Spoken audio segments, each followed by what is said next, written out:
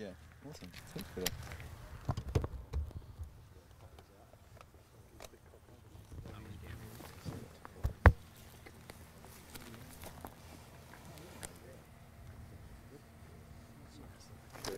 It's quite fast. Yeah, can't even see it.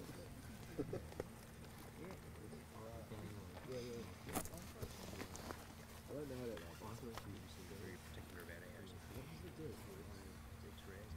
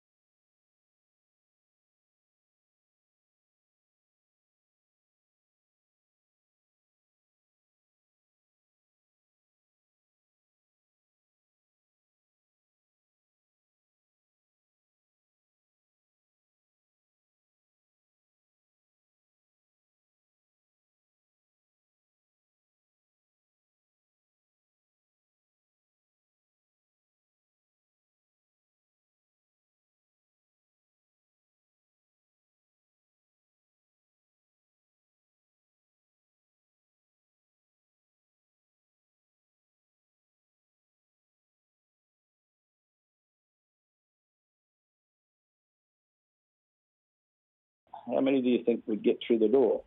The boxing is the catalyst that attracts them, because all young people, particularly these kids, they like boxing, they're interested in boxing, and that gets them through the door. But it gives us the opportunity to develop a relationship with them where they start to trust us. And through that trust, we can teach them about other, the life skills, the honesty,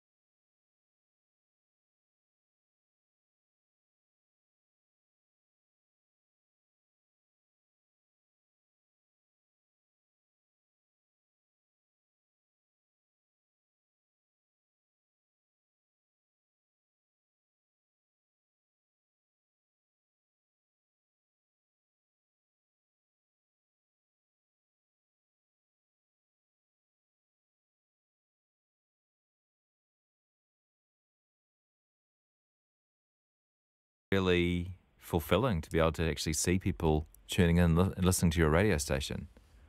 Well, the advantage of radio stations, of course, I mean, you don't have this because you're going out via the airwaves, but when you broadcast solely through the internet, you can actually see where people are because everybody has an IP address and it tells me who's listening, not who they are or where they are.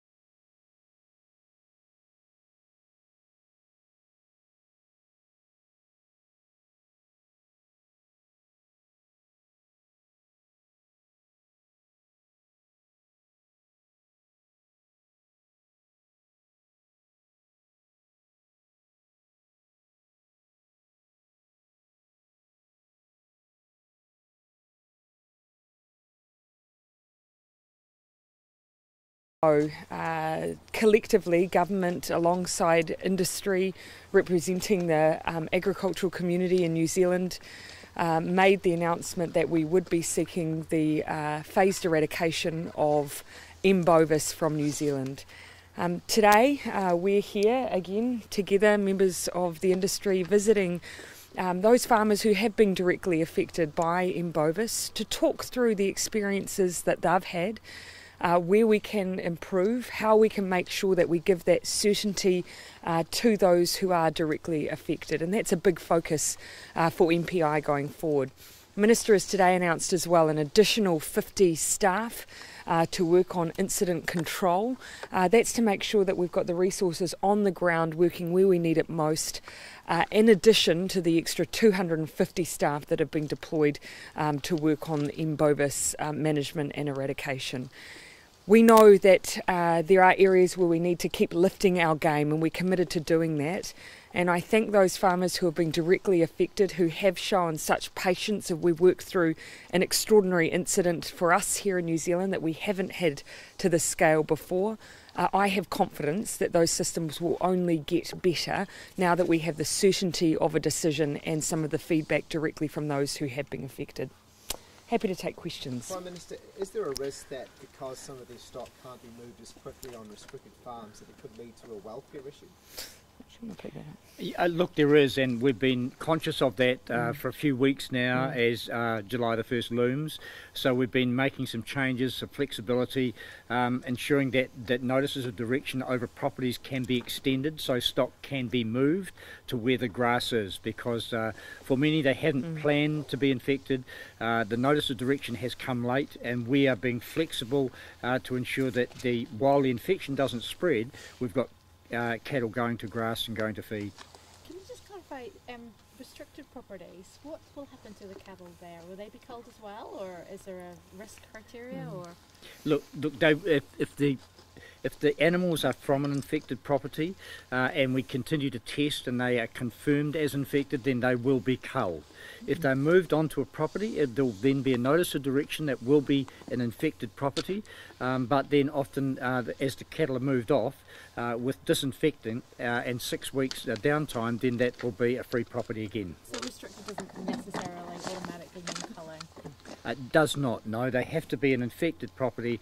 A notice of direction says that there will be testing, and when the infection is confirmed, then the culling will begin. And what we've talked about here today, you know, with the experience of farmers who have been through this, is that with the process of first culling, then the process of disinfecting and a 60-day stand down, then those farmers have that certainty to move on, to bring stock back onto their farm and continue farming. There is no doubt that that is a very difficult process, but hearing that for those farmers there is this light at the end of the tunnel, at least tells us that that certainty matters, the way we compensate matters, and that they can then move on and get on with farming again. So can you tell us a little bit about this farm and why you chose this one particularly to visit? Do you want to say a little bit about your own farm? Ask me anything. Yeah, well, the reason we wanted to visit here is to hear the experience of someone who has, albeit at the very beginning of the process, been through the experience of having an entire herd culled and then looking to then begin farming again. We wanted to know where we got it wrong, where we got it right, how we can improve that experience, but also to hear about life after, and that's really the insights we've had here today. And so where did you find out where you've got it wrong? Certainly in the early days, you know, there was a bit of uncertainty in the early days. I think what we delivered yesterday alongside industry was a plan to move forward. So hopefully we'll have a much swifter experience for other farmers, and making sure that that compensation, you know, which is a fair process, is just enacted as quickly as we can. It's not just about compensation, though. What's being done to help farmers? Because I've talked to two, and both of them have cried. I mean, they're they're saying that they're dealing with it by drinking more or smoking more cigarettes. What's being done to help their mental health? And we've had the Rural Support Trust here with us and Rural Women to have that very conversation. Yes, this is an animal welfare issue, but this is an issue of human welfare as well. They're doing an extraordinary job on the ground. We want to support them as much as we can while farmers who are affected go through this. But actually that's one of the things that hearing the experience today of what it's meant to go through this really helps us to make sure that we mitigate as much as we can the personal effects of this kind of experience. There'll be months of uncertainty for some farmers, though, right, on the restricted properties where they don't know if their cattle are going to be culled or not. They're going to sleep every night. That should get better.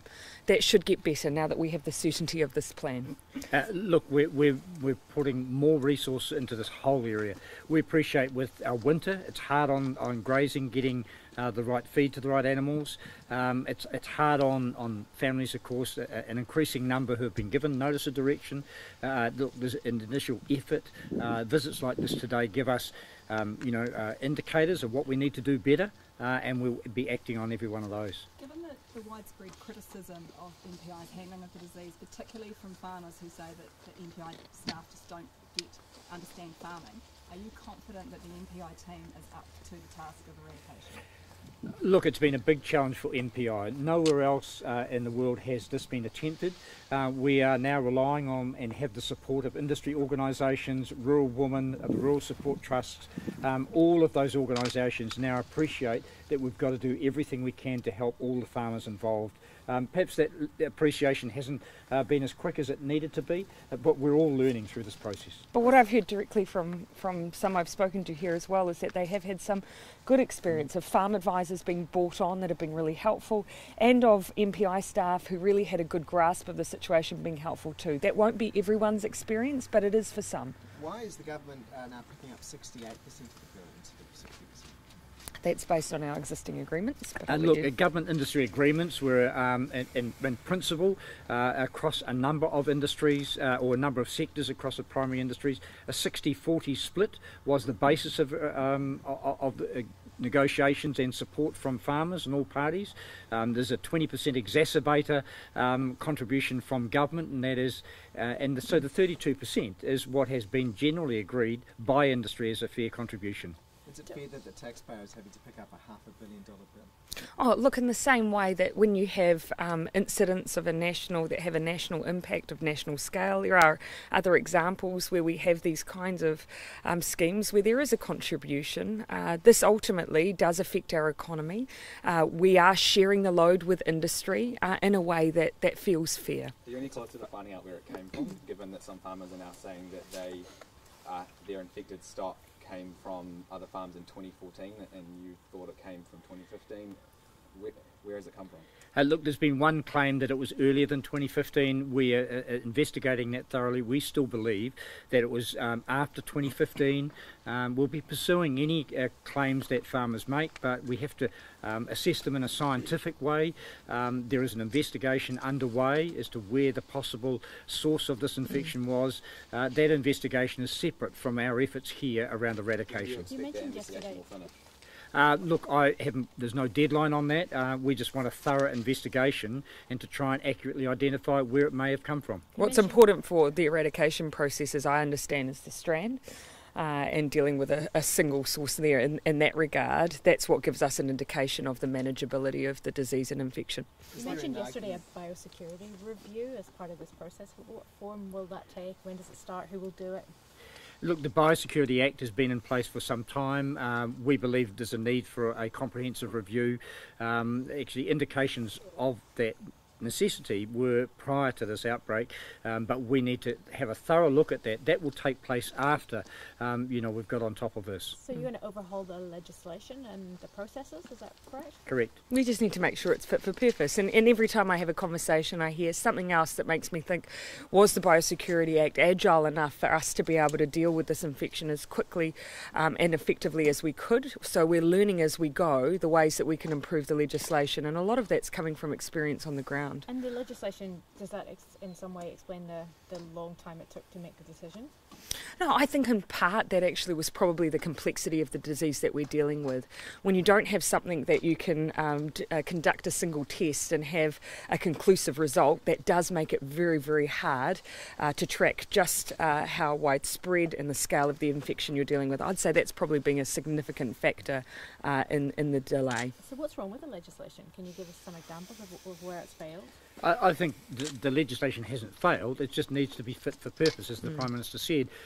Things have evolved, systems of biosecurity, protection at the border, privacy issues, all of those things have evolved over time, and we need to update the biosecurity legislation. Because some criticism has come from farmers because of those privacy restrictions that Yes. NPI are under, that they haven't been able to talk openly about who's got it and who might be infected. Is that one of the things that you might be looking at? Yeah, I think it's something that's worth considering, but keep in mind a number of farmers have chosen to be very open, particularly with their neighbouring properties, when they have learnt that they had been infected. So it doesn't mean that information hasn't been shared, but actually having a look at the legislation and seeing whether or not it's providing us the ability to manage the disease as well as we could have is worth looking at. We're not going to let that review work slow down the work we need to do on the ground, though. So the legislation, is the legislation kind of hampered you in the process of dealing with this, or has the holes in the legislation led to this happening in the first place? Look, we've learned as we've gone through there should be perhaps more flexibility in some parts of the legislation. I think you'd find that with every bit of legislation across New Zealand. As we move forward, we learn things. This is a brand new challenge for us, for the country. The legislation probably didn't foresee Mycoplasma bovis coming to New Zealand. We've just got to make sure that we learn from the experiences that we're having. I don't want you to get too far ahead though on assuming that the entry into New Zealand happened within the law. We don't know that yet. That's the subject of an investigation by MPI. So that's work that needs to happen. Everyone wants to know, how did this get here, and did someone break the law in the process of bringing it here? That's a very good question where we want to know the answer, but MPI is working on that. You said the legislation didn't expect this to come here. What do you have to say about, we're hearing insurance companies apparently got rid of Mycoplasma bovis on their policies several years ago because their risk model said that it may be coming here soon? Look, I'm not familiar with insurance companies and what they have done, but clearly the biosecurity legislation covers a whole raft of potential threats to New Zealand. We've just got to make sure that it's fit for purpose and it's focusing on what are new and evolving risks through climate change, through increase in trade, increase in movement of people. And so we will learn from this experience and have a better piece of legislation because of it. And in terms of compensation, the Biosecurity Act provides for fair compensation to be provided to farmers who are affected by this disease, no question. Companies noticed that this may be coming here before the government, and that's potentially quite embarrassing, isn't it? I would want to see evidence of that. That's obviously the first time we've heard that claim. But again, as I would say, compensation is provided for through the Biosecurity Act.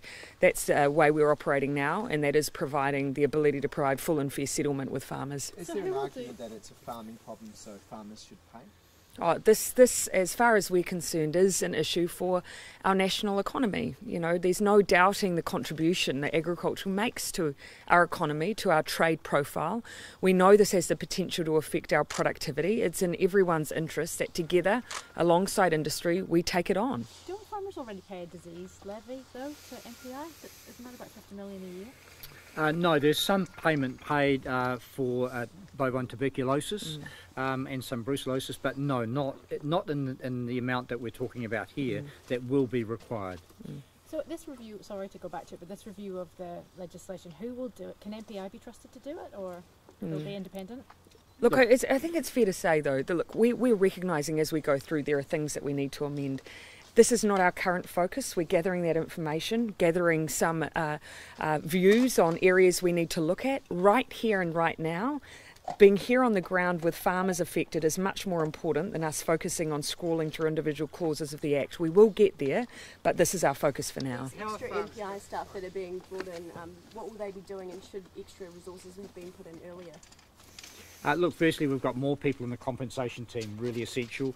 We need more people on the ground that are working directly with the infected properties.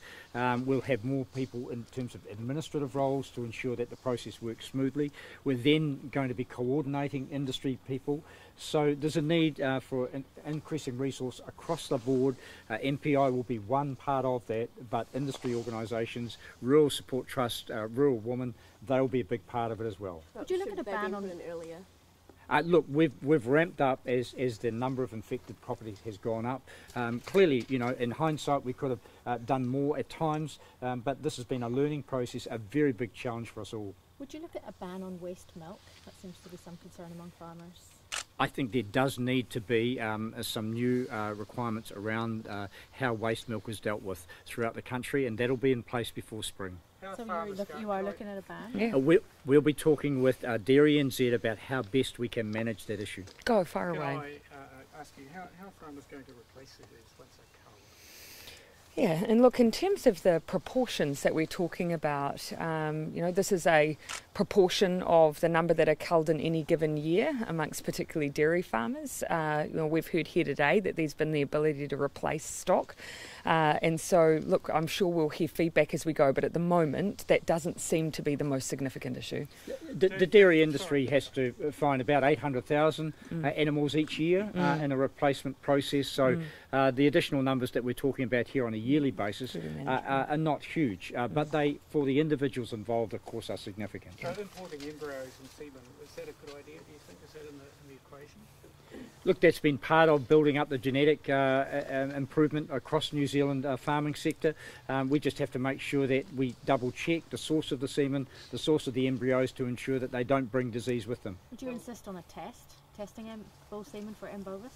Sorry? Would you insist on a test, like imported semen? Yes, indeed. We've had assurances from all those companies bringing that material into the country that they have tested to ensure that it is M. bovis free.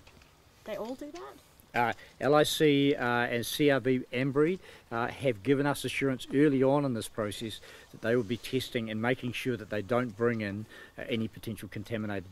But it's not mandatory, they don't have to do it, right? Look, I think any farmer buying anything will be double checking. I think that will be pretty obvious. What impact have rebuilding herds will have on our domestic prices of dairy products, do you think? Look, I think in the scheme of things, I don't think it's going to have any direct impact on domestic prices, and I'm not sure that it will on international prices. New Zealand farmers are very innovative, they're very adaptive, and as I say, relative to the 800,000 animals required every year for replacements, this is not a huge challenge. And just that sense of scale that I think Jim from RNZ brought out yesterday, you know, we are talking about you know, less than 1% of farms being affected, so being in that category of having to bring in or buy new stock relative to the 99% who won't. The key here is acknowledging for those farmers affected it is huge, but actually there's a large proportion that won't be, and we want to protect that national herd. What's it going to do to our international reputation? Well, given that actually at present it had only been Norway and New Zealand that didn't have M. bovis, then it should have no impact for our trading reputation and partners.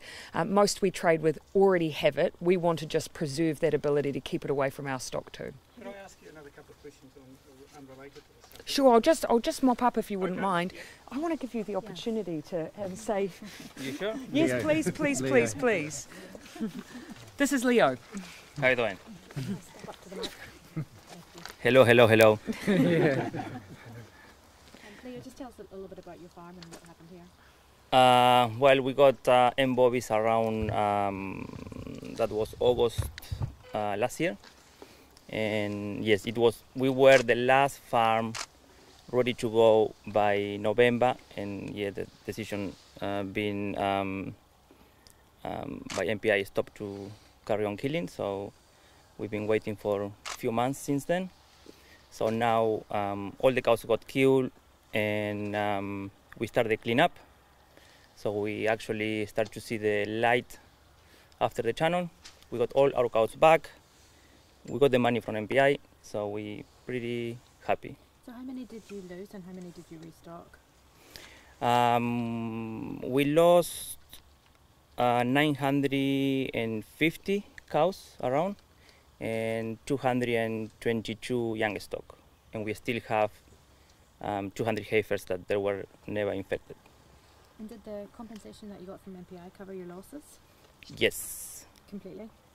There is only $200,000 out of the 2 millions, which I understand that is going to be paid to us in 2 weeks' time, which is no drama with that. How was it to see all your stock taken away to slaughter? Look, that is not something, it's not something I really want to talk about it.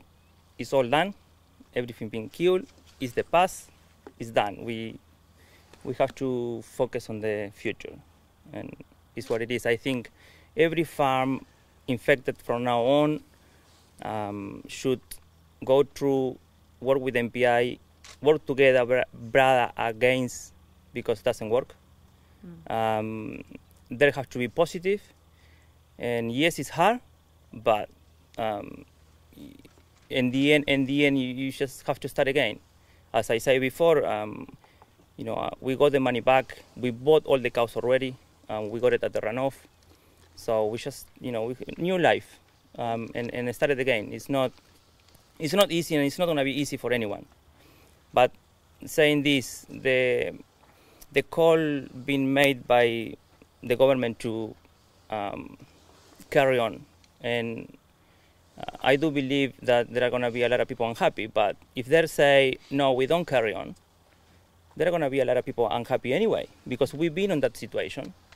Me and my wife, it was really hard, because the value of your animals is going down to $700 from over 2,000. So actually you lose everything. The neighbor don't want you. No one wants you. So actually if the government decided not to do anything, you will be asking, oh, why they are not doing anything?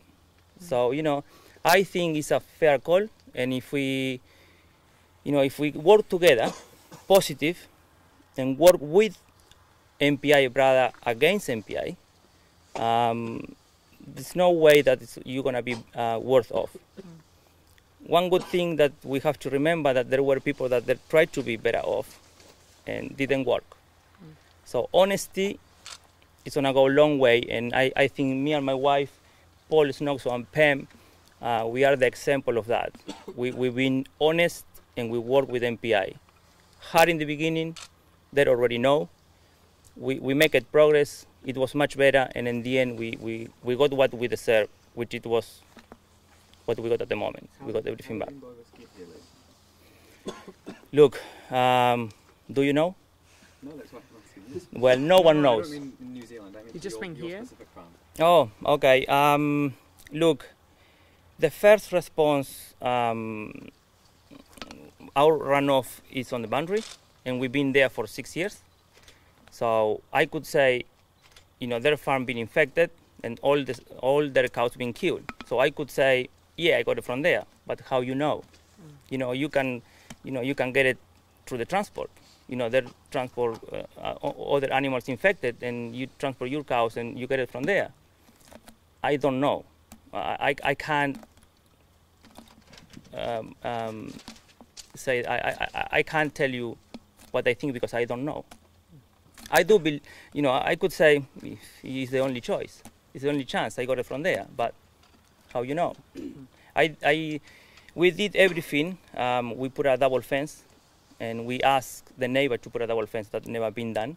So this is another thing that we have to work together with the community rather than work against. We all did a lot helping embobbies, not to get it, but there are some farmers, really small farmers, that they don't help, and this is really bad. How long have you been farming there?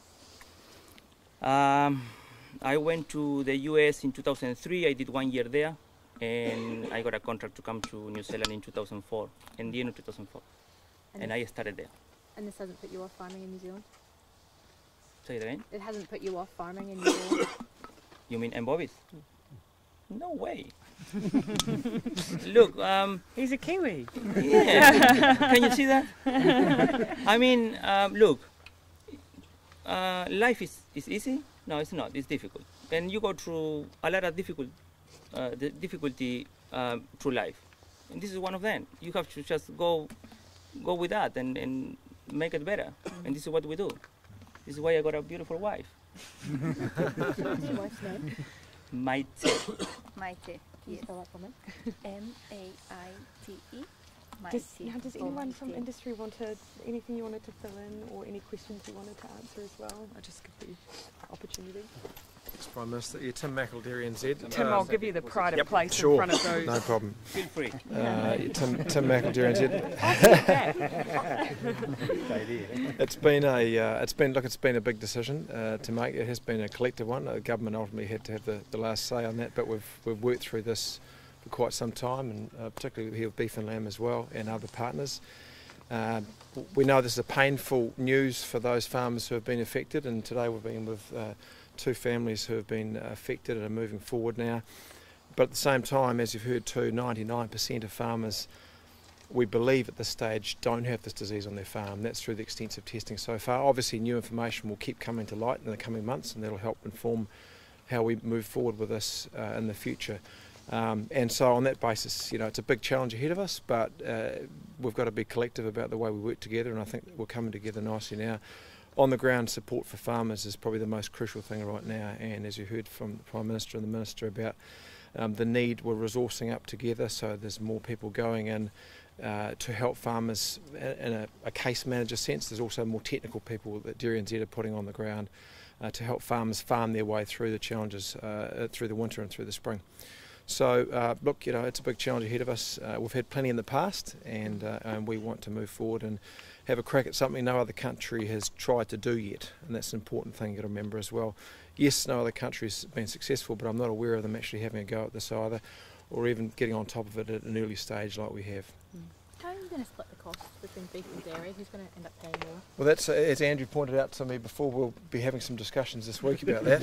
So, we have already started that. But look, there are other examples. We've got, as the Minister talked about before, we've got a TB program running, which has been extremely successful over the years, and that is a joint government but also sector investment. And we've got formula that we use in there as well, based on a beneficiaries model. Who stands to benefit the most from getting rid of that disease? I'm sure we'll use a similar approach here. So dairy's going to end up paying more? Dairy will pay more, but based on the size of the sector, then undoubtedly yes. Have you had to move to reassure overseas markets like China, for example, that there's no risk to human health, or just keep them abreast of what's happening? Yeah, look, as with any issue that happens onshore, dairy companies, meat companies are always talking to their customers to assure them there's no issues here. But as you heard earlier, this disease is in pretty much every major dairy producing country in the world. Others wouldn't bat an eyelid about that, but it's important to us, and that's why we're getting onto it. But are you going to do a marketing campaign or write letters, newspaper ads? How does that look? Oh, my understanding is customers are taken care of right now in terms of the understanding of what's going on in New Zealand right now. So you think customers in China, for example, know what M. bovis is and what's being done? M. bovis is endemic in that country, and so they understand very much in terms of what that's about, as are other diseases which are quite a lot worse than M. bovis. All right, look, I'll switch over to I'll just have to call time on that one. And everyone is, unless anyone wants to hang about as I talk about things like meth testing and the like, you're most welcome. We don't have long, everybody. Yeah, sorry. Prime Minister, yeah. Why do we need such a massive review into health? Look, we've just put $2.2 billion this budget just into DHBs. We know that they've been facing considerable strain. What we want to make sure is that we are meeting the health needs of our communities. And I think it is time to look across community, primary health, to make sure that we're doing that as effectively as we could. Are we going to pay to implement all the recommendations from the various reviews when they all report back? Oh, and look, of course, we're mindful of each of those reports coming back in and the timing of them. But the alternative is to continue with underfunding, or for us not putting money in the right place. We're willing to ask those questions and then deal with the answers as they come in. Prime Minister, this 12 and 15-year-old who died in this police pursuit, the police knew potentially a 15-year-old was behind the wheel. Should they have, pursued them? And look, we are, undoubtedly we are seeing a string of these cases in the media, and each is devastating. That's the reason why there is work being done around those protocols for police chases. Obviously there's been changes in recent times already, but I think it is high time we took another look at those. Are you aware there's a minor being held in an Australian detention centre overseas in New Zealand under 18-year-old? Of a specific case? I haven't had a specific case raised with me. Come out with the Australian Department of Home Affairs, their Immigration Detention and Community Statistics Summary. Yes, we have an expectation when individuals are being deported. We do have information shared with us generally before someone is actively deported, but I can't say that I recall seeing an individual breakdown at that level. Would it be concerning to you if there is a New Zealand minor being held in an Australian offshore detention centre? Yeah, of course, we have expectations within New Zealand around the way that we deal with minors in those scenarios. Obviously, when it comes to other jurisdictions, we would be interested if they were indeed New Zealand citizens, of course. But as I say, I haven't had an individual briefing on that case, so I couldn't say. Will you follow up this report to check if they are there? Yes, I can do that.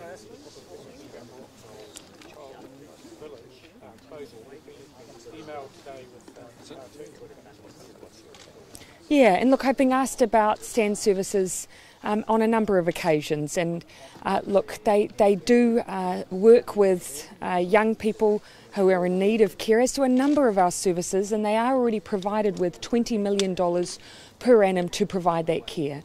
What they've asked for is an additional $3 million, and what we have to do is make sure that we assess, is that the way that we can help as many children in need as possible, or are there other services that are able to do that, perhaps even on a larger scale? This is ultimately a decision for Stand. As I say, their funding from government, their $20 million has not changed. I guess a lot of people feeling let down as you put children first in your campaign by the election. What's your response?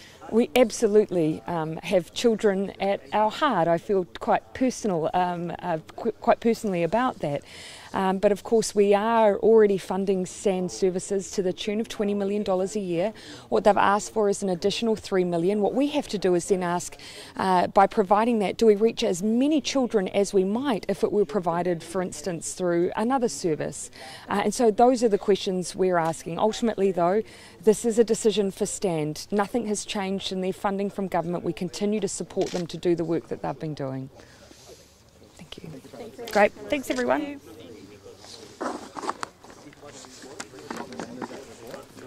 Yeah, because I've had general, I've never had an individual raised with me. We've had a general discussion around potential models, but not an individual.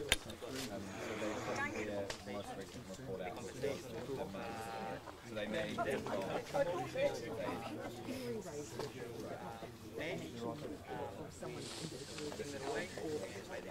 from the Australian